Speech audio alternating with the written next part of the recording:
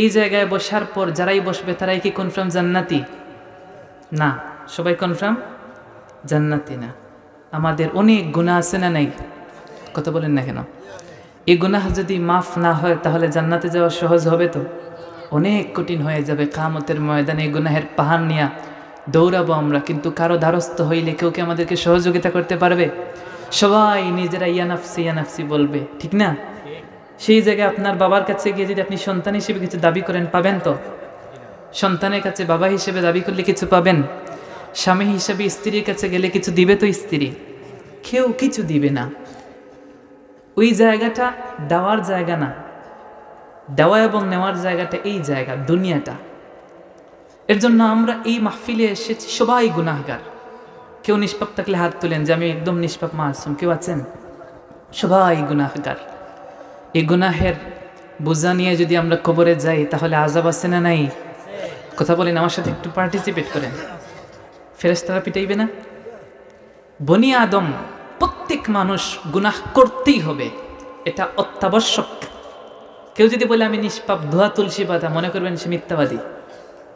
কারণ হাদিসের মধ্যে এসেছে, রাসূল বলেছেন কুল্লু বানি আদম খাত্তাউন, সমস্ত আদম সন্তান ভুলকারী। তবে কথা হচ্ছে এটা, এই মধ্যে যারা গুনাহ করেছে তাদের মধ্যে উত্তম একটা দল আছে, তারা হচ্ছে তাওয়াবুন, যারা রুজু করে গুনাহ করার কারণে অনুতপ্ত হয়ে আল্লাহর দিকে ফিরে আসে, তাওবা করে। সুবহানাল্লাহ পড়েন। এখন গুনাহ করার পরে কি বসে থাকা যায়? মুমিন বান্দা যখনই গুনাহ করবে সাথে সাথে তাওবা করবে কার কাছে? আল্লাহর নাম নিতে কি কষ্ট হয়? গুনাহ হবে। তাহলে দেখি একটু ইমানি টেস্ট দিয়ে বলেন তো জুড়ে সুরে, আমরা যখন গুনাহ করি তখন মাফ চাইব কার কাছে? এই পৃথিবীর মধ্যে আপনি আমি এসেছি নির্দিষ্ট একটা টাইমের জন্য, যেমনিভাবে আজকের মাহফিলটা নির্দিষ্ট টাইমের জন্য। এই জায়গায় লেখা আছে মধ্যরাত, কিন্তু যদি মধ্যরাতের উপরে ওঠেন আপনারা কেউ থাকবেন এই জায়গায়? ঝগড়া শুরু হয়ে যাবে। কি শুরু করছেন আপনারা? বলছেন মধ্যরাত পর্যন্ত মাহফিল, ঠিক না? নির্দিষ্ট সময়। পৃথিবীর মধ্যে আমরা এসেছি নির্দিষ্ট সময়ের জন্য। চাইলেই আপনার অর্থ সম্পদ যদি একটু বেশি থাকে, দালানকোটা বেশি থাকে, শরীরের মধ্যে যৌবনের শক্তি থাকে, চাইলেই কি আজরাইলের কাছ থেকে 1-2 দিন নেওয়া যাবে? যারা বলছেন না তারা মনে হয় নিবেন। তো একটু জুড়ে বলেন, আজরাইলের কাছ থেকে সময় চাওয়া যাবে তো? যাবে না। এখন কথা হলো, আল্লাহ কেন আমাদেরকে ছোট্ট সময়ের জন্য পাঠালেন, আবার কেনই নিয়ে যাবেন? প্রশ্ন জাগে না? এটা আমরা আল্লাহকে জিজ্ঞেস করতেই পারি যে আল্লাহ আপনি দিলেনই কেন, যদি নিয়েই যাবেন? কথাটা এমন না। আল্লাহ জবাব দিচ্ছেন কি জানেন? আল্লাহ রাব্বুল আলামিন জবাব দিচ্ছেন যে এই দুনিয়ার মধ্যে আমি তোমাদেরকে পাঠিয়েছি একটি উদ্দেশ্যকে পিছনে রেখে, কোনো উদ্দেশ্য নাই। এটা আল্লাহর কথা হচ্ছে বান্দার সাথে আল্লাহর। কার সাথে? আল্লাহর। আপনার আমার কথা হচ্ছে কার সাথে বলেন না? আল্লাহর সাথে। একটু বোঝার চেষ্টা করেন। আপনি এবং আমি যখন আল্লাহ রাব্বুল আলামিনকে জিজ্ঞেস করলাম, রব নির্দিষ্ট সময়ের জন্যই পৃথিবীর মধ্যে প্রেরণ করার কারণ কি? এতে তো আমরা নারাজ হয়ে গেলাম, খুশি হতে পারলাম না। আপনি বলছেন নির্দিষ্ট সময়ের জন্য জমিনের মধ্যে দিয়েছি। আজরাইল হাজির হওয়ার পরে এমন একটা অবস্থা দাঁড়ায়, সে আজরাইলকে যদি বলি 1 মিনিট সময় দাও, ওযু করে তাওবাটা করি, সেই সময়টুকু আমাকে দিবে না। আমি যদি বলি দাঁড়াও আজরাইল একটু দাঁড়াও, আমার সন্তান, আমার আদরের স্ত্রী, কলিজার টুকরা মা বাবা সবাই বিছনে, অনেক দিন তাদের সাথে ওঠা বসা করেছি, একটাবার সুযোগ দাও, আমি তাদের কাছ থেকে বিদায়টা নিয়ে আসি। আজরাইল আপনাকে সময় দিবে? আপনি যদি বলেন আমি আইসিইউতে আছি, আমার নিজের যেই প্রাসাদটা এত কষ্ট করে মাথার গাম পায়ে ফেলে বানিয়েছি, ওই ঘরটা একটা বার গিয়ে প্রবেশের সুযোগ দাও, দিবে? অনেক আশা করে সন্তানটাকে প্রবাসে পাঠিয়েছি, আমার সন্তান ইউরোপের ভালো দেশে ভালো অবস্থানে আছে, একটু সময় দাও, সন্তানটা একটাবার জমিনের মধ্যে আসুক, আমার চেহারাটা সন্তানের দেখি, তারপর তুমি আমার জানটা নিবা। এমন সময় আছে তো? একটা সেকেন্ডের সময় নাই। পবিত্র কোরআন বলছে ফাইযা জাআ আজালুহুম লা ইস্তাখিরুনা সাআতাও ওয়া লা ইস্তাকদিমুন। যখন আজরাইল হাজির হওয়ার সময় চলে আসে, আল্লাহ বলছেন এক মুহূর্ত আগেও আসবে না, পরেও আসবে না। আপনি চাইলেও এখন মৃত্যুবরণ করতে পারবেন না। এর জন্য আত্মহত্যা জায়েজ নাই। তার কারণ হচ্ছে আল্লাহর আদেশ হয় নাই তোমার মরণের। কিন্তু তুমি যদি নিজে আত্মহত্যা করো তাহলে তুমি আল্লাহর মতের বিরুদ্ধে গিয়েছ, ঠিক না? আপনি চাইলে নিজে নিজেকে হত্যা করতে পারবেন না, আবার নিজে চাইলেও একটা দিন এই দুনিয়ার জমিনের মধ্যে থাকতে পারবেন না। আল্লাহ বলতেন ফাইজা জা আজালুহুম, যখন ওই মুহূর্তটা আসার কথা, ওই মুহূর্তটা যখন আল্লাহ নির্ধারণ করেছেন সেই সময় আসবে, লা ইস্তাকদিমুন, আগেও আসবে না, লা ইস্তাখিরুন, পরেও আসবে না। সুবহানাল্লাহ। এখন আপনি এই কথার উপর যদি আল্লাহকে প্রশ্ন করেন, আল্লাহ এটা তো কিরকম লাগে, আল্লাহ পাঠাইলেন আপনি, আবার আপনি বলছেন নির্দিষ্ট সময়েই নিতে হবে, আমি চাইলেই দুঃখ কষ্ট আত্মহত্যা করতে পারি না, অনেক সুখে থাকতে যেও একদিন থাকতেও পারি না, এটা কেমন কথা? আল্লাহ রাব্বুল আলামিন বলছেন, বান্দা শোনো, এই জমিনটা তো তোমার জন্য আমি আল্লাহ রাব্বুল আলামিন বানান নাই, আমি এই জমিনটা তোমার জন্য বানাই নাই বান্দা, আমি তোমার জন্য বানিয়েছি চিরস্থায়ী এমন একটা জান্নাত, যেই জান্নাতটা এই পৃথিবীর মধ্যে কোনো মানুষ উপলব্ধিও করতে পারে না। সুবহানাল্লাহ। তোমার জন্য গুড রাখি নাই, বেস্ট রেখেছি। সুবহানাল্লাহ করেন। গুড মানে ভালো, বেস্ট মানে হচ্ছে অতি ভালো। পবিত্র কোরআনে আল্লাহ রাব্বুল আলামিন কাবীর শব্দ ব্যবহার করেছেন, কাবীর মানে বড়, কিন্তু আল্লাহ কিছু জায়গায় বলেছেন আযীম, মহান। এই জায়গায় আল্লাহ রাব্বুল আলামিন কারীম কাবীর শব্দ ব্যবহার করলে পারতেন, কিন্তু আল্লাহ বুঝিয়েছেন কাবীর আর আযীম সমান না। এই জমিনের মধ্যে যে সকল মানুষ আছে সব মানুষ কি মুসলমান? সব মানুষ কি মুসলমান? হিন্দু আছে না নেই? হেও তো মানুষ, কিন্তু হিন্দু হিসেবে সেই মানুষের যেই দাম, আমি মুসলমান হিসেবে আমার কি তার মতো দাম? আমার দাম এত বেশি আপনি কল্পনা করতে পারবেন না। সুবহানাল্লাহ পড়বেন না? এখন আপনি জিজ্ঞেস করছেন আল্লাহকে, আল্লাহ আপনি আমাকে জমিনের মধ্যে পাঠিয়েছেন নির্দিষ্ট সময়ের জন্য, তার কারণ কি? আসুন সূরাতুল মুলকের মধ্যে আল্লাহ রাব্বুল আলামিন প্রথমে ওনার পরিচয় দিচ্ছেন। এই জায়গার মধ্যে আমি বসলে আপনি আমার কথা শুনবেন না, কারণ আপনার প্রশ্ন জাগতে পারে লোকটা কে, কোথা থেকে এসেছে, ঠিক কিনা বলেন? এই জায়গার মধ্যে আপনাদেরকে টাকা দিয়ে আনা হয়েছে, তো কাউকে টাকা দেওয়া হয়েছে? কাউকে টাকা দেওয়া হয় নাই। আপনারা দেখেছেন এই জায়গায় আলেমরা আসবেন, আলেমরা এসে কোরআন থেকে কথা বলবে, আলেমদের কথার অনেক দাম আছে, এর জন্য আমাকে টাকা দিতে হয় নাই, খাবারও দিতে হবে না। এই জায়গায় যদি তাবাররুক সিন্নি না থাকে আপনারা কি আসবেন না? আসবেন কি না? একটু কথা বলেন।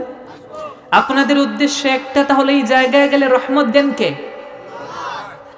আল্লাহর নাম নিতে এত কৃপণতা করেন কেন? একটু জোরে বলেন। টাকা টুকা লাগে নাকি আল্লাহর নাম নিতে? তাহলে জোরে বলেন। এই জায়গায় আসলে রহমত দেন কে? সাকিনা দেন কে? এই জায়গায় আসলে আখিরাতের রাস্তা খুলে দেন কে? ওই আল্লাহ রাব্বুল আলামিন আপনার প্রশ্নের জবাব দিতে গিয়ে প্রথমে আপনার প্রশ্নের জবাব দেন নাই, আগে আল্লাহ বলছেন আমি রব কে, তুমি চিনো? আল্লাহ বলেন তাবারাকাল্লাযী বিয়াদিহিল মুলকু ওয়া হুয়া আলা কুল্লি শাইইন কাদির আল্লাযী খালাকাল মাউতা ওয়াল হায়াতা লিয়াবলুয়াকুম আইয়ুকুম আহসানু আমালা। একটু খেয়াল করেন, আল্লাহ রাব্বুল আলামিন বলছেন তাবারাকা আই তাজায়াদা, পুত পবিত্র বরকতময় সেই সত্তা, আল্লাযী বিয়াদিহিল মুলক, যার হাতের মধ্যে মুলক, রাজত্ব, দুনিয়া আসমান জমিন যা কিছু সৃষ্টি তোমার দু চোখে তুমি দেখতে পাও, সমস্ত কিছুর দায়িত্ব কার হাতে? আল্লাহ রাব্বুল আলামিন বলছেন বিয়াদিহিল মুলক, সমস্ত রাজত্ব আমার কাছে। তুমি যেই বেডে ঘুমাও সেই রাজত্ব আমার, তুমি যেই বাড়িতে বসবাস করো সেই বাড়িটাও আমার, যেই রাস্তা দিয়ে হাঁটো সেই রাস্তাটা কার? আল্লাহ বলছেন আমি সব কিছুর মালিক। এটা হচ্ছে আমার প্রথম পরিচয়। 2-3 দিন আগে একবার ভূমিকম্প দিয়েছে কিনা? রাতে একটা 45-এর দিকে 40-এর দিকে দেয় নাই? ভূমিকম্প দেওয়ার সময় কি মনে হয়েছে এটা আমার বাড়ি? ভূমিকম্প দেয় এখান জবান দিয়ে কি বের হয়েছে? কথা বলেন না কেন? আপনারা কথা না বললে ওয়াজ হবে না। আমার কথা শুন, বুঝেন না নাকি? বুঝেন কিনা? ভূমিকম্প দেওয়ার আগ পর্যন্ত কিন্তু আমরা আল্লাহর নাম মনে রাখার কথা ভুলেই যাই, কিন্তু ভূমিকম্প দিলে কি বলে বের হন? ও আল্লাহ গো, আল্লাহ গো বলে বের হন, ঠিক কিনা? তখন আল্লাহর নাম অটোমেটিকলি চলে আসে, কেউ বলতে হয়? আপনারা কথা বলেন, বলতে হয়? ওই আল্লাহ তার পরিচয় বলছেন, আমার পরিচয় হচ্ছে তাবারাকা আই তাজায়াদা আল্লাযী বিয়াদিহিল মুলক, আমি হচ্ছি সমস্ত রাজত্বের মালিক। এমনকি কিয়ামতের ময়দানে যখন হাজির হবেন, তোমার এলাকার সবচেয়ে বড় পাতি নেতা, যার ঘাটটা সবার থেকে বড়, মাথাটা অনেক মোটা, তার মাথার মধ্যে অনেক জ্ঞান গরিমা কাজ করে, অনেক কিছু তার মাথার মধ্যে সেট আপ করে রেখেছে, এমন একজন বান্দা, টাকা সম্পদ একটু বেশি, যৌবনের শক্তি একটু বেশি, সে যদি একটা কথা বলে পুরো এলাকার মানুষ স্তব্ধ হয়ে যায়, তার গরমে মানুষ এলাকায় বসবাস করতে পারে না। সে যদি কোনো বিচারে যায়, অন্যায়কারীকে যদি ন্যায় বানিয়ে দেয়, ন্যায়কারীকে অন্যায় বানিয়ে দেয়, কেউ মুখ তুলে কথা বলতে পারে না। আছে না নাই? ইতিপূর্বে আমরা দেখেছি কিছু মানুষ এমনও ছিলেন, তাদের সম্পর্কে আপনি আপনার ঘরের মধ্যে কথা বললে আরেকজন বলতো কথা বলিস না, সমস্যা হবে। দেখেন একজন মানুষ এত ভয় পান। আমরা এমন মানুষ দেখেছি তাদের হিম্মত শক্তি এত বেশি, যাদের সামনে কথা বলা যায় না, কথা বললে আপনি ঘর থেকে বের হলে আপনার উপর আক্রমণ করে। আসে না নেই? চেয়ারম্যান মেম্বার যখন কোনো প্রোগ্রামে যান, এই মাহফিলে এসে যদি মাইক হাতে নিয়ে বলেন, সম্মানিত মুসল্লিনে কেরাম, আমি হচ্ছি একজন অশিক্ষিত মূর্খ মানুষ, দাওয়াত দিয়েছেন এর জন্য এসেছি আপনাদেরকে সালাম দেওয়ার জন্য। ওটা বলেছেন চেয়ারম্যান সাহেব, মেম্বার সাহেব, ঠিকই না? তিনি বলছেন আমি একজন অশিক্ষিত মূর্খ মানুষ। এখন আমি বক্তা যদি বলি ইমাম সাহেব যে চেয়ারম্যান সাহেব তো মূর্খ মানুষ, অশিক্ষিত মানুষ, ওই চেয়ারম্যান সাহেবের চেলাফেলা যারা আছে ওরা কি আমার আস্ত রাখবে? কথা বলেন, একটু কথা বলেন। উনি বলছেন সে কোনো দোষ হয়েছে? আমি বললে ইমাম সাহেবের চাকরি আপনারাই তো দাঁড়াবেন বিরুদ্ধে, না? দেখেন একজন মানুষ এত বেশি প্রভাবশালী, তার সামনে দাঁড়িয়ে কথা বলা যায় না। আমি কথা বললে আমার পরের দিন চাকরি শেষ, এলাকার মানুষ হলে ঘর থেকে বের হতে পারি না। তার বিরুদ্ধে কথা বললে তার সাঙ্গপাঙ্গ আমাকে আক্রমণ করে, এমন হয়ে যায় তার ভয়ে আমি পালিয়ে যাই বিভিন্ন জায়গায়, মানুষ আমাকে খুঁজে বের করতে হয়। ওই সমস্ত শক্তিশালী মানুষরা কিয়ামতের ময়দানে দাঁড়াবেন, গোটা পৃথিবীর অস্তিত্ব থাকবে না। আপনি আছেন, আমি আছি, আপনি আমি এই সময় দুনিয়াতে চাইলেও থাকতে পারবো না। এই জমিনের বিশাল বিশাল যে সমস্ত পাহাড় আছে, আপনি তাকাইলেই সেই পাহাড় ধসে পড়বে না, চাইলেই সেই পাহাড়কে আপনি নিমিষে শেষ করে দিতে পারবেন না। কিন্তু সেই পাহাড়গুলা তুলা যেমন উঠতে থাকে, ওই পরিমাণ তুলার মতো উঠতে থাকবে বিশাল বিশাল পাহাড়গুলো। আল্লাহু আকবার বলেন। জমিনটা সমতল হয়ে যাবে, আপনারা যেইভাবে বসে আছেন সমতল জমিন, গোটা জমিন ওই রকম সমতল হয়ে যাবে, কেউ থাকবে না। আল্লাহ আদেশ দিবেন, কিয়ামতের মাঠ দাঁড়িয়ে যাবে, সমস্ত মানুষ উলঙ্গ হয়ে দাঁড়িয়ে যাবে। আল্লাহু আকবার বলেন। আজকে যদি একজন মানুষ এই জায়গায় কাপড় ছাড়া বস্ত্রহীন আসে, আপনি তাকে দূর দূর করে তাড়াইয়া দিবেন, বলবেন সে পাগল, কারণ তার শরীরের মধ্যে কোনো কাপড় নাই। কাপড় ছাড়া কোনো মানুষ কখনো সম্মানিত হতে পারে না। হতে পারে? কিন্তু কিয়ামতের ময়দানে আপনি এবং আমি দাঁড়াবো, কোনো কাপড় থাকবে না, আপনার আমার এমন একটা অবস্থা হবে আপনি কল্পনাও করতে পারবেন না। আল্লাহু আকবার। মা আয়েশা সিদ্দিকা রাদিয়াল্লাহু তাআলা আনহা রাসূলকে জিজ্ঞেস করেছেন, রাসূল আপনি বলছেন কিয়ামতের ময়দানে মানুষ দাঁড়াবে, কারো পরনে কোনো কাপড় থাকবে না, বস্ত্র থাকবে না গো রাসূল, আপনার কি লজ্জা লাগবে না? আমার কি লজ্জা লাগবে না? রাসূল জবাব দিলেন, কান পেতে শুনেন। রাসূল করিম সাল্লাল্লাহু আলাইহি ওয়াসাল্লাম বললেন, আমার কলিজার টুকরা স্ত্রী শোনো, ওই কিয়ামতের ময়দানটা দুনিয়ার মতো হবে না। মানুষ এমন ভাবে ছুটতে থাকবে, একজন মানুষ যে আরেক মানুষের দিকে তাকাবে, সেই সময়টুকু তো ভালো, সেই চিন্তাও মাথার মধ্যে আসবে না। তার ডানে কে আছে, বামে কে আছে, সামনে পিছনে কে আছে, সে কল্পনা করার সময় সে পাবে না। সে যে উপরের দিকে তাকাবে, সেই শক্তি তার থাকবে না। তার চক্ষু উপরের দিকে উঠবে না, সবসময় নিচের দিকে থাকবে। এই মুখ দিয়ে দুনিয়ার জমিনের মানুষের উপর কত অত্যাচার করেছে, তার মুখের জবানের আওয়াজের কারণে আরেক মানুষ বসবাস করতে পারে নাই। কোনো মানুষ তাকে একটা বললে সে 10টা কথা বলেছে, কেউ মুখ দিয়ে কথা বললে সে হাত দিয়ে কথা বলেছে। আছে না নেই? ওই মানুষগুলা কিয়ামতের ময়দানে দৌড়াবে, ডানে তাকাতে পারবে না, বামে তাকাতে পারবে না। বিষয়টা এমন না যে চাইবে তাকাতে আর পারবে না, এমনটা না, চাইবে যে ওই চাওয়ার শক্তিটাও থাকবে না। আল্লাহু আকবার। ওই অস্তিত্বই থাকবে না, মাথার মধ্যে একটা থাকবে নাফসি নাফসি রব। এমন জায়গায় জীবনে আসি নাই, কল্পনাও করতে পারিনি। আল্লাহু আকবার। মানুষ ছুটতে থাকবে, আমার স্ত্রী সোনা কান পেতে, এমন একটা অবস্থা দাঁড়াবে, চক্ষুটা নিচের দিকে, জবান খুলে যে কারো কাছে কিছু বলবে সেই শক্তি থাকবে না, আল্লাহ জবানটা বন্ধ করে দিবেন। মানুষ দৌড়াবে, এমন ভাবে দৌড়াবে যে সূর্যটা এখন এত উপরে থাকার পরেও উপর থেকে তার পিছনের পাশ দিয়ে আমাদেরকে আলো দেয়। মানুষ রাস্তায় বের হলে ছাতা নেয়, ঠিক কিনা বলেন? কিন্তু ওই সূর্যটা এখন আছে পিঠ দিয়ে। আমাদের কাছে সূর্যের আলোটা এখন কিন্তু সরাসরি আসতেছে না। বিজ্ঞান বলছে যে এই সূর্যটা বর্তমান যে সূর্যের আলো দেয়, ওই সূর্যের আলোটা এটা হচ্ছে তার সামনের দিক, এটা হচ্ছে তার পিছনের দিক। বর্তমান সূর্যটা পিছনের দিক থেকে আলো দিচ্ছে, সামনের দিক দিয়ে নয়। কিন্তু কিয়ামতের ময়দানে ওই সূর্যটা তার সামনের দিক দিয়ে আলো দিবেন।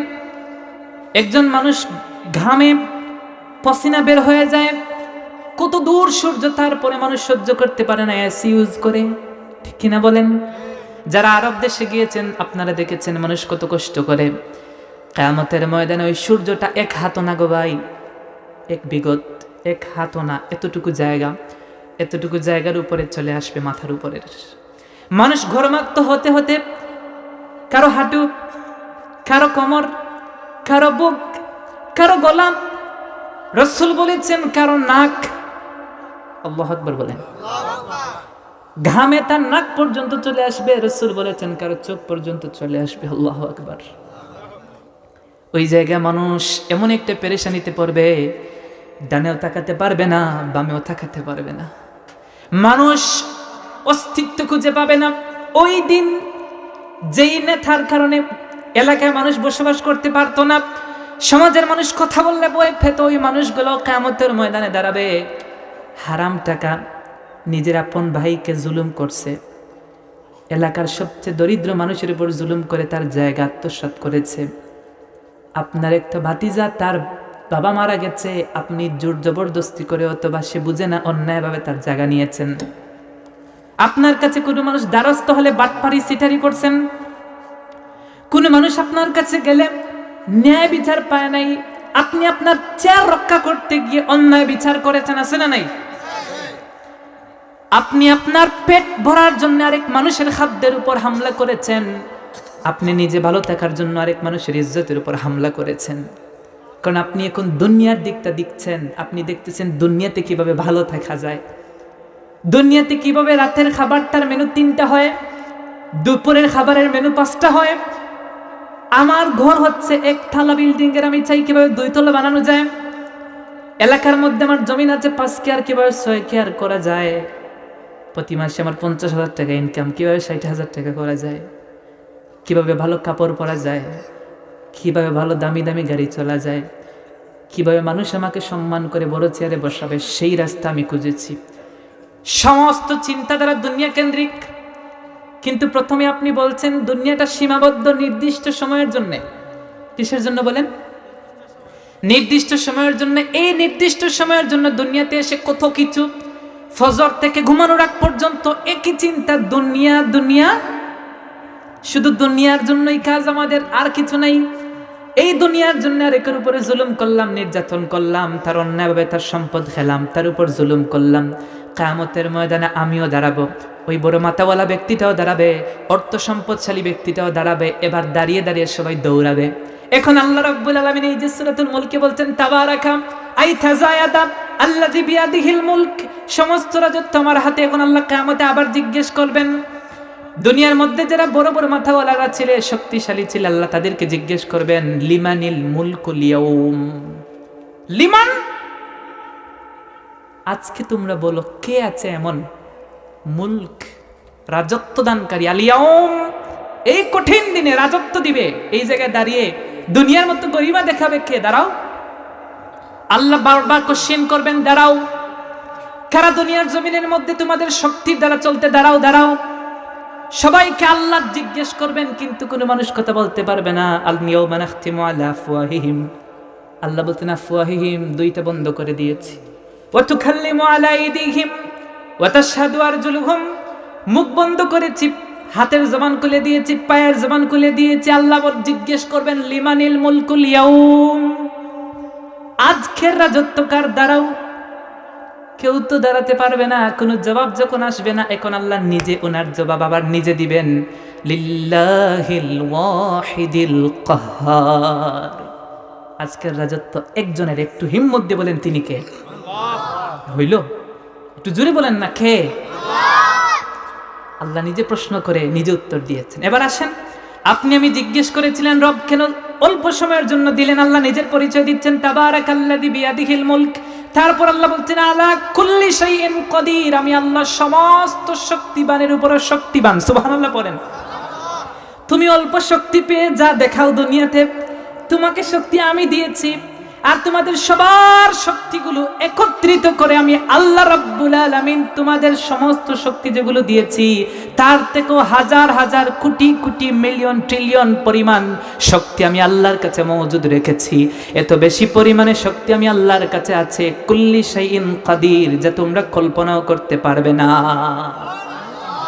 আল্লাহ প্রথমে তার পরিচয় দিচ্ছেন। পরিচয় বুঝতে পারছেন? আল্লাহকে, আল্লাহ হচ্ছেন যিনি গোটা পৃথিবী সৃষ্টি করেছেন এবং গোটা পৃথিবী যিনি কন্ট্রোল করেন। আপনাকে এই জায়গায় এনেছেন, বসিয়েছেন, আবার নিবেন। যিনি আপনাকে ঘুম পাড়ান, ঘুম থেকে উঠান, আপনাকে খাদ্য দেন, খাদ্য খাওয়ান, সমস্ত কিছু যিনি করেন তিনি হচ্ছেন কে? আর তিনি হচ্ছেন সমস্ত শক্তিদের উপরে শক্তিবান। তার উপরে কেউ শক্তিবান আছে? দুনিয়াতে আল্লাহ আপনাকে ছাড় দিয়েছেন, একটু যাও দেখি কতটুকু যেতে পারো। আপনারা গরু পালন করেন না? গরু কি করেন? দীর্ঘা দেন না? নির্দিষ্ট একটা রশি দিয়ে দেন নাকি এমনি ছেড়ে দেন? আমার সাথে কথা বলেন একটু। রশিটার নির্দিষ্ট এরিয়াতে দেন, 15-20 হাত, এর চেয়ে বেশি দেন। আর যদি আপনারা গলা থেকে ছেড়ে দেন তাহলে এটা কোথায় যায়? কথা বুঝেন নাই? আল্লাহ রাব্বুল আলামিন আপনাকে আমাকে রশি দিয়ে দিয়েছেন গলার মধ্যে। গরুকে আপনি যেভাবে বাঁধে, ছাগলকে বেঁধে নির্দিষ্ট এরিয়াতে রাখেন, আল্লাহ আপনাকে আমাকে নির্দিষ্ট এরিয়াতে রেখেছেন। আল্লাহু আকবার বলেন। এখন দেখেন আল্লাহ রাব্বুল আলামিন এই কথা বলছেন, একটু মনোযোগ দিয়ে শুনেন, শেষ করে দিব। আল্লাহ বলছেন তাবারাকাল্লাযী বিয়াদিহিল মুলকু ওয়া হুয়া আলা কুল্লি শাইইন কাদির। এতটুকু আল্লাহ নিজের পরিচয় দিলেন। এখন আপনি আর আমি যেই প্রশ্ন করেছিলাম সেই প্রশ্নের জবাব আল্লাহ দিচ্ছেন। দেখেন আল্লাহ কি বলেন। আল্লাহ বলেন, আল্লাহ রাব্বুল আলামিন বলেন আল্লাযী খালাকাল মাউতা ওয়াল হায়াতা লিয়াবলুয়াকুম আইয়ুকুম আহসানু আমালা। একবার জোরে সরে বলেন সুবহানাল্লাহ। আপনি জিজ্ঞেস করেছিলেন রব কেন নির্দিষ্ট সময়ের জন্য আপনি দিয়েছেন, এবার আপনার রব বলছেন শুনেন, আল্লাযী খালাকাল মাউতা ওয়াল হায়াতা, যিনি সৃষ্টি করেছেন আগে মউত তারপর জীবন। একটু শুনেন আমার কথা, একটু বুঝলে জবাব দেন। আল্লাহ বলছেন আল্লাযী খালাকাল মাউত, যিনি আগে সৃষ্টি করেছেন মৃত্যু। আগে আল্লাহ কি সৃষ্টি করেছেন? ওয়াল হায়াতা, তারপর জীবন। আপনারা জানেন কিনা জানি না, তালা ইউজ করেন না? পৃথিবীর যত তালা আছে সমস্ত তালা বানানোর আগে ওই তালার চাবি আগে বানানো হয়। আগে তালা বানানো হয় না আগে চাবি বানানো হয়? আগে চাবি বানানো হয়, আগে তালা বানানো হয়। আল্লাহ রাব্বুল আলামিন আগে জীবন বানান নাই, হায়াতটা আগে বানান নাই, আগে মউত বানিয়েছেন, কন্ট্রোল, রশি। কথা বুঝেন নাই? আপনি যখন আল্লাহকে জিজ্ঞেস করেছেন রব কেন পাঠিয়েছেন, আল্লাহ বলছেন আমি তোমাকে পাঠিয়েছি আগে জীবন না আগে মরণ দিয়েছি। এটা মাথার মধ্যে রাখো। দেখেন আল্লাহ কিন্তু আপনার কথার উত্তর একসাথে দিয়েছেন। আল্লাহ কত ঘুরিয়ে ফিরিয়ে আপনাকে বুঝিয়ে মাথা ঠান্ডা করে নিয়ে আল্লাহ উত্তর দিচ্ছেন। প্রথমে ওনার পরিচয় দিলেন, ওনার অবস্থান দিলেন, তারপর বললেন শুনো, ওই যে বড় বড় কথা বলো, গার উঁচু করে কথা বলো না তুমি, তোমাকে বলছি তোমার জীবনটা আগে না আগে তোমার মরণ বানালাম, এরপর তোমার জীবন। তার মানে বোঝা যায় এটা টেম্পোরারি, ঠিক কি না? এটা এক্সট্রাঅর্ডিনারি নয়। এখন আল্লাহ রাব্বুল আলামিন বলছেন কেন দিলাম, জিজ্ঞেস করেছিল শুনো, আল্লাযী খালাকাল মাউতা ওয়াল হায়াতা লিয়াবলুয়াকুম আইয়ুকুম আহসানু আমালা। আমি আল্লাহ তোমাদেরকে এই পৃথিবীর মধ্যে নির্দিষ্ট সময়ের জন্য পাঠিয়েছি, আমি শুধু দেখতে চাই তোমাদের মধ্য হতে কে সুন্দর সুন্দর আমল করে। সুবহানাল্লাহ। একটু বুঝলে বুঝেন তো, আল্লাহ বলেছেন এই জায়গায় কে সবচেয়ে বেশি আমল করে? আল্লাহ বলছেন কে সুন্দর সুন্দর আমল করে। আল্লাহ জিজ্ঞেস করেছেন তোমাদেরকে এই পৃথিবীর মধ্যে, আমরা জিজ্ঞেস করেছিলাম আল্লাহকে কেন পাঠিয়েছেন নির্দিষ্ট সময়ের জন্য, আল্লাহ বলছেন পাঠিয়েছি কে সুন্দর সুন্দর আমল করে, কে বেশি বেশি আমল করে। প্রতি বছর কে হজ করেছ, কত টাকা যাকাত দিলেন, ওগুলা জিজ্ঞেস করবেন। কত টাকার মালিক ছিলেন, এগুলো জিজ্ঞেস করবেন।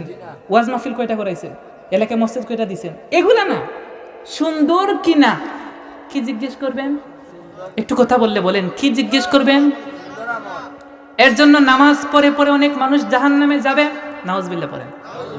এই কথা শুনলে একটু কেমন লাগে না যে নামাজ পড়লে মানুষ কোথায় যায়? জান্নাতে। আপনি বলতেছেন কোথায় যাবে? এটা কি আমার কথা? রাসূল করিম সাল্লাল্লাহু আলাইহি ওয়াসাল্লাম বলছেন, দেখেন একটু তাকান, এটা হচ্ছে জান্নাত, এটা হচ্ছে জাহান্নাম, এতটুকু হচ্ছে দূরত্ব। একজন বান্দা ছিল জান্নাতে যাওয়ার উদ্দেশ্যে নামাজের জন্য গেছে, কিন্তু বান্দাটা ছিল জান্নাতের পাশে, নামাজ পড়ে পড়ে বান্দাটা ধীরে ধীরে জাহান্নামের পাশে চলে গেছে। নাউজুবিল্লাহ।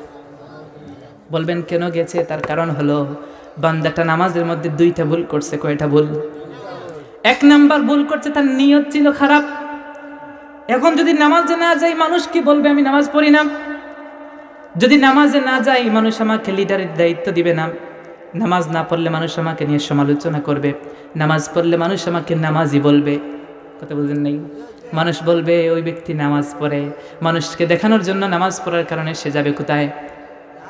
এখন আপনি বলবেন হুজুর ওই ব্যক্তিরা জান্নাতে ছিল, এটার দলিল কোথায়? আসেন, আল্লাহ রাব্বুল আলামিন প্যারা হাবিব বলেছেন, কত চমৎকার হাদিস, কুল্লু মাউলুদিন ইউলাদু আলাল ফিতরা। এই জমিনে যত মানুষ জন্মগ্রহণ করে, কথা বুঝতে পারছেন কি বলছি? যত মানুষ, যত মুমিন না, তার মানে হিন্দুর ঘরে যে জন্মগ্রহণ করে সেও জান্নাতের উপরে জন্মগ্রহণ করে। সুবহানাল্লাহ বলে, বুঝেন নাই কথা? একটা হিন্দু ঘরে যে আসে, ইহুদি খ্রিস্টানের ঘরে যে আসে, সেও আল্লাহর রাসূল বলছেন ইউলাদু আলাল ফিতরাত, ফিতরাতের উপর আসে। فأبواه يهودانه أو ينصرانه أو يمجسانه। তার বাবা মা তাকে মূর্তি পূজক বানায়, তার বাবা মা তাকে ইহুদি বানায়, খ্রিস্টান বানায়, হিন্দু বানায়, কিন্তু আল্লাহ জন্মগ্রহণ দিয়েছেন কিসের উপরে? ফিতরতের উপরে। ফিতরত কি বুঝেন? আসেন আপনারা যখন নামাজের মধ্যে দাঁড়ান, আপনারা নামাজের মধ্যে বলেন ইন্নী ওয়াজ্জাহতু ওয়াজহিয়া লিল্লাযী ফাতারাস সামাওয়াতি ওয়াল আরদা হানিফান ওয়া মা আনা মিনাল মুশরিকিন। বলেন সুবহানাল্লাহ। এই জায়গায় আপনারা বলছেন কি জানেন? ইন্নী ওয়াজ্জাহতু ওয়াজহিয়া লিল্লাযী ফাতারা, এই যে ফিতরাত, কথা বুঝতে পারছেন? যে আমি পৃথিবীর যা কিছু আছে, ইন্নী ওয়াজ্জাহতু, ওয়াজহুন মানে চেহারা, আমার এই চেহারাটাকে আমি সামনের দিকে দিলাম, গোটা জমিনটাকে পিছনের দিকে দিলাম, দিয়ে নামাজে দাঁড়ালাম। সুবহানাল্লাহ পড়েন। এটাকে আমরা বলি কিসের দোয়া? জায়নামাজের দোয়া। আপনার কথা না বলে ওয়াজ হবে না। এটা হচ্ছে জায়নামাজের দোয়া। এটা হাদিসের মধ্যে আছে? এটা হাদিসের মধ্যে নাই। জায়নামাজের দোয়া যে এটা হাদিসের মধ্যে নাই। এটা হচ্ছে ওলামায়ে কেরামদের উক্তি। কথা বুঝতে পেরেছেন? একটু কথা শুনে শেষ করে দিচ্ছি। এটা হচ্ছে ওলামায়ে কেরামের উক্তি। এটা পড়তে কোনো গুনাহ আছে? এটা কোরআনের আয়াত। এটা পড়তে কোনো নিষেধ নাই। কিন্তু এটা যদি কেউ পড়তে বলে গুনাহ হবে, তাহলে বলবো আপনি ভুল বলেছেন, এটা খারাপ না, অতএব এটা পড়লে গুনাহ হবে। এখন আপনি যে বললেন নামাজে দাঁড়াতেই, আপনি কিন্তু নামাজ শুরু করেন নাই, যা নামাজে দাঁড়িয়ে বলছেন যে ইন্নী ওয়াজ্জাহতু, আমার এই চেহারাটাকে আমি কি করলাম? ওয়াজহিয়া লিল্লাযী, আমি তাহার দিকে ফিরালাম, ফাতারাস সামাওয়াতি ওয়াল আরদ, যিনি আসমান এবং জমিন সৃষ্টি করেছেন ফিতরাতের উপরে। এই দেখেন ফিতরাতটা আপনি বলেছেন, আর আল্লাহ রাসূল বলছেন সমস্ত মানুষ জন্মগ্রহণ করে কিসের উপরে? ফিতরতের উপরে। কথা বুঝতে পেরেছেন? অতএব সমস্ত মানুষ ছিল জান্নাতের পাশে, নামাজ পড়েছিল। এক নম্বর উদ্দেশ্য কি? লোক দেখাবে। আর দুই নম্বর হচ্ছে পবিত্রতা না থাকা। কি না থাকা?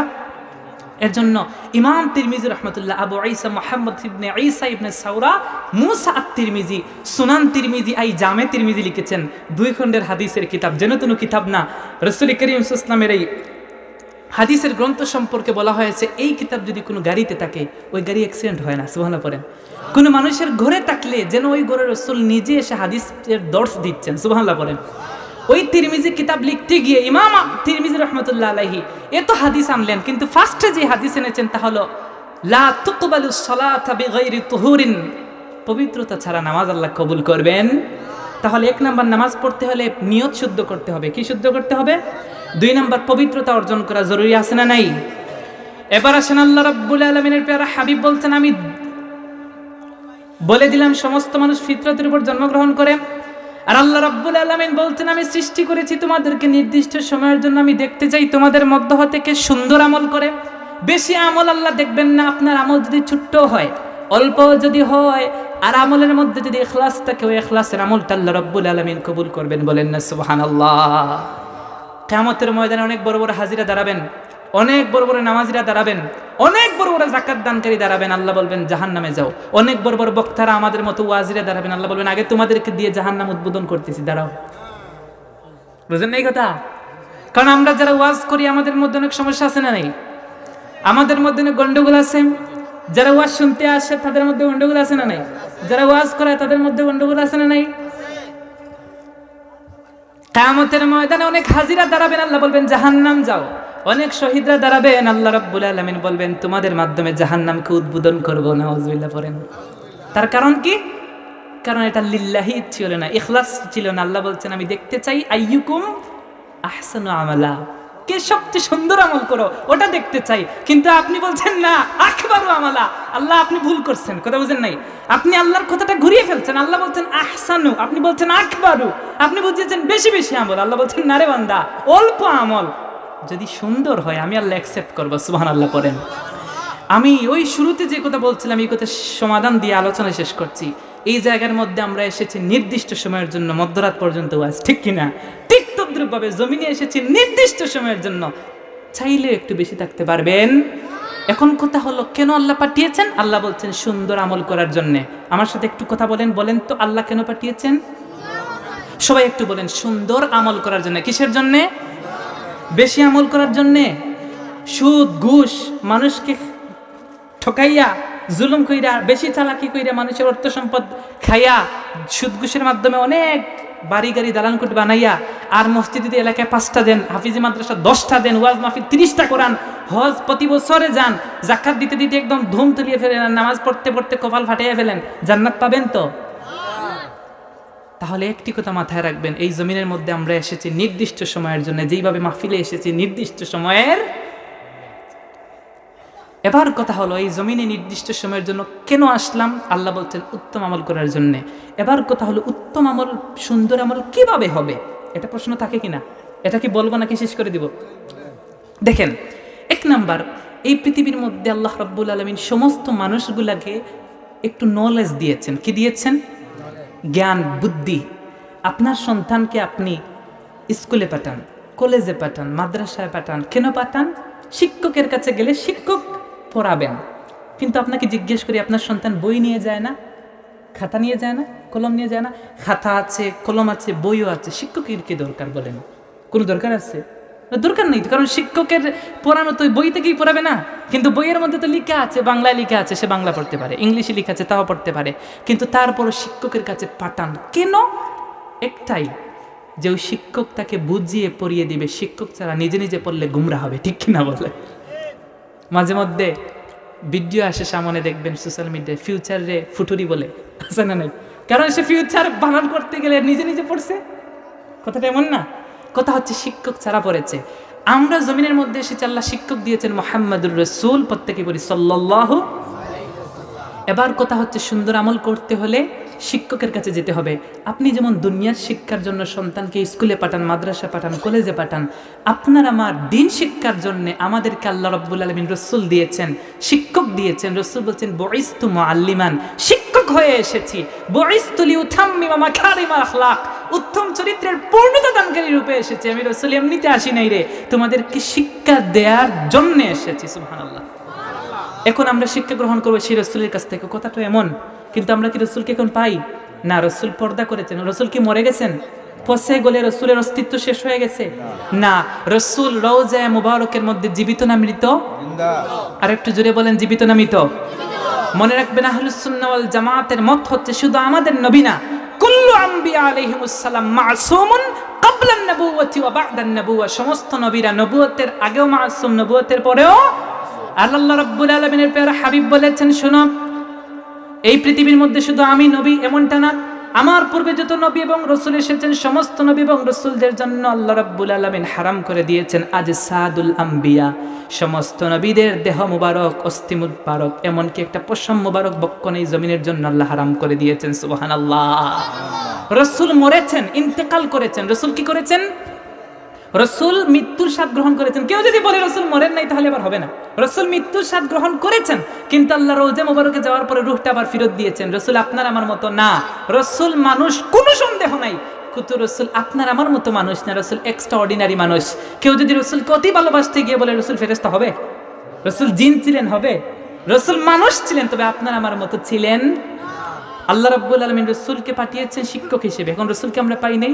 আল্লাহ রাব্বুল আলামিনের প্যারা হাবিব বলেছেন, আলাইকুম বিসুন্নতি ওয়া সুন্নাতিল খুলাফাইর রাশিদিন আল মাহদিয়িন, আমার কাছ থেকে শিক্ষা নিবা, আমাকে পাও নাই, সমস্যা নাই, 4 জন খলিফা দিয়ে গেলাম, তাদেরকে মানো। আমরা বলবো আমরা তো খলিফাও পাই নাই, আল্লাহ বলছেন খলিফা পাও নাই, সমস্যা নাই। তাহলে অপশন কি? অপশন আছে।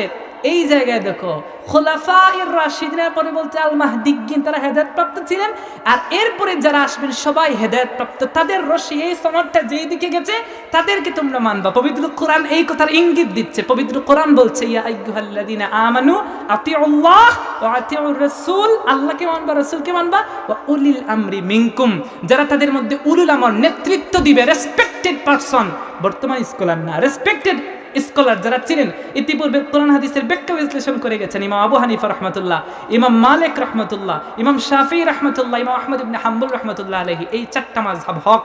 আরো মাযহাব আছে কিন্তু প্রসিদ্ধ এই 4টি মাযহাব। এই মাযহাবের ইমামগুলোকে মানলে তারা যেই সলিউশন দিয়েছেন, যেই প্রস্তুতি, যে রাস্তা দিয়েছেন, এটাই হচ্ছে রাসূলের রাস্তা। বলেন সুবহানাল্লাহ।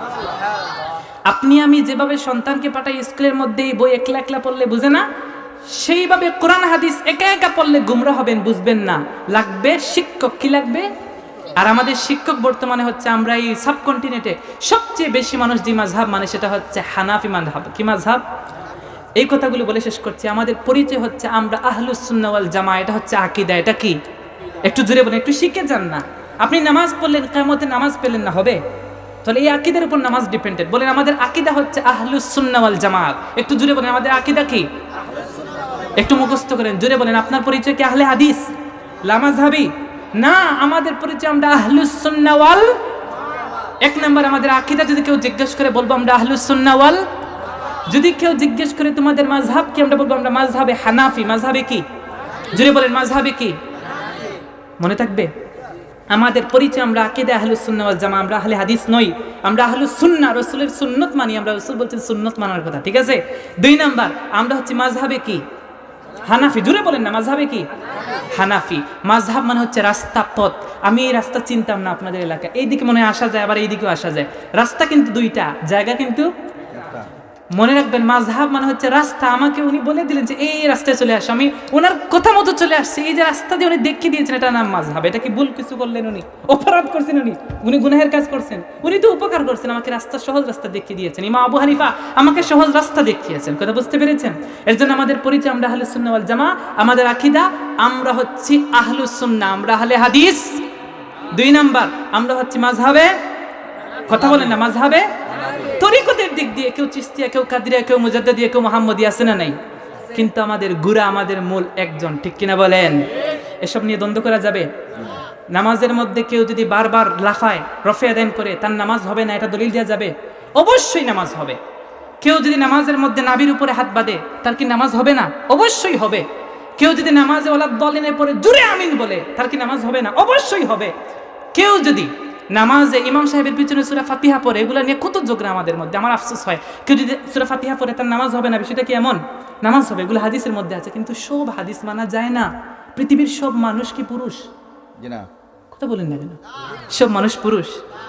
বসে, সব মানুষ পুরুষ না, মহিলা আছে ভাই। কেউ যদি বলে সব মানুষ পুরুষ, কিন্তু মানুষ হলো পাগল। কিছু মহিলা আছে না? নেই? আবার সব মানুষ পুরুষ যেমন না, কিন্তু সব পুরুষ কিন্তু মানুষ, ঠিক কিনা? কথা বুঝতে পারছেন? রাসূলের সব কথা হাদিস, সব হাদিস মানা যায় ভাই। এমন যদি কেউ দাঁড়িয়ে বলে, আমি বলবো ভাই তুমি ওই যে সব মানুষ পুরুষ, এরকম হয়ে গেছে। সব হাদিস মানা যায় না, মানতে হবে সুন্নত। যদি কেউ বলে সব পুরুষ মানুষ, এক্সিলেন্ট। আর সব সুন্নত হাদিস, এক্সিলেন্ট। সব হাদিস সুন্নত ন, সব সুন্নত হাদিস। সব সুন্নত কি? সব হাদিস। কথা বুঝতে পারছেন আমার কথা? আরেকবার বলি, পৃথিবীতে যত হাদিস আছে সব কি না? সুন্নাহ না, কিন্তু সব সুন্নত কি? হাদিস। আমরা মানবো সুন্নত, কি মানবো? হাদিস মানতে গেলে বিশাল সমস্যা। দেখেন একটা উদাহরণ দিই। নামাজের মধ্যে 4টি জায়গা আছে তাকবীরে তাহরিমার পরে হাত উঠানোর জন্য। একটা হচ্ছে কানের লতির উপরে, একটা কানের লতি বরাবর, একটা হচ্ছে কানের লতির নিচে, একটা হচ্ছে কাঁধ বরাবর। এটা তো 4টা হাদিস, সহিহ হাদিস। এই 4টা হাদিস মানতে হবে। সম্ভব আছে একসাথে 4টা মানা? আমরা মানবো একটা মানতে গেলে ইমাম আবু হানিফা কত সুন্দর মাযহাব দিতেন। তিনি বলছেন এতটুকু উঠাও, এতটুকু উঠাইলে দেখেন আমার আঙ্গুলটা না কি বলে কানের উপরে উঠছে না, বুক ভেদ করে এতটুকু গেছে না, 4টা হাদিস মানা হয়ে গেছে, সুবহানাল্লাহ পড়েন। এখন যদি আমার কোনো ভাইয়েরা বলেন না হুজুর আমি এই হাদিসটা মানবো, এখন আমার কথা হলো এই মসজিদে যদি ইমাম সাহেব ওয়ালাদ-দাল্লিনের পরে জুরে আমিন না বলেন, আপনি এই এলাকার মুসল্লি যদি জুরে আমিন না বলে আপনি বলেন নতুন করে ফিতনা সৃষ্টি কইরেন? যেই জায়গায় জুরে আমিন হয় এই জায়গায় মাইক লাগিয়ে আমিন বললেন, কোনো সমস্যা? কথা বুঝতে পারছেন? যেই মসজিদে বারবার লাফানো হয় রফে আদান করে সেই জায়গায় আমি গেলেও করবো, আপনি গেলে বসে থাকবেন না, আপনিও করবেন। যেই জায়গায় মিলাদ হয় সেই জায়গায় গেলে আপনিও মিলাদ পড়বেন, বসে থাকবেন না। যেই জায়গায় মিলাদ হয় না সেই জায়গায় আমি মিলাদ পড়বো না, জোর জবরদস্তি কইরা। কথা বুঝতে পারছেন? এগুলো নিয়ে দ্বন্দ্ব করবেন, মারামারি মাথা ফাটাফাটি, এমন একটা অবস্থা হচ্ছে মসজিদ আগলা ঘরে। আমার সাথে একজন কওমি হুজুরের দাওয়াত ছিল, বলতেছে হুজুর আমরা যদি জানতাম আপনারা আসবেন আমরা আসতাম না। আমি বললাম একসাথে বসে খাওয়াও যাবে না? কি অবস্থা দেখছে, মিলাদ পড়া নিয়ে ঝগড়া হয়েছে। বলতেছে হুজুর যদি জানতাম আপনারা আসবেন, অথচ আমার মহল্লা এসে আমার এলাকায় এসে আমার মসজিদের সামনে মিলাদ পড়তেছে। বলতেছে যদি জানতাম আপনারা আসবেন আমি আসতাম না। দেখছেন এই বিষয়গুলো কত ফারাক তৈরি করছে। এগুলো নিয়ে আমরা কোনো ঝগড়া করব? আল্লাহ রাব্বুল আলামিন আমাদেরকে সঠিক বুঝ দিন, পরে না আমিন।